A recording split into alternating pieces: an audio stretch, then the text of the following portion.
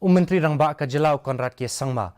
Ulo ong ba ka sorkar kan sa ay hukum ban penlong ya ka Tohkit, Halor ka Jingkynnoh Bamsap ha ka Tnad Pulit, tang Lada ka Tnad ki kampo iyeng ka ay Jingmut kumta. Ulo ong ba ka pau ba ka ladon katu kat ni kimat ki bayedai bat ka Jingbha. Bat ha ka Jingpenan kam lane ka Jingpenan kam bakla ha katu kat ni ki benta. Henry habak kami ya ka rukam trikam ka long ka babiang. Menteri Rangba ka Jelau ulo ong ru ba kalong ka bamdai ban syurai lapla bat syukeno ba kaladon ka jingliat thok ni ka Bamsap. Ula kampat ba syam ladon jing TBA Halor ka jingpenmi ya kani ka kentian ha ka kaipot ka balaai da sangut ki dekot jong ka inquiry committee.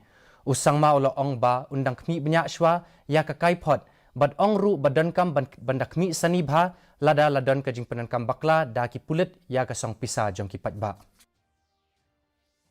The department is going into the entire inquiry. They will go into the details and they will come out with their findings.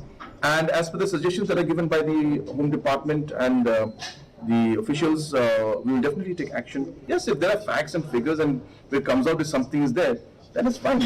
But I don't think it's proper to just limit. So let the process continue.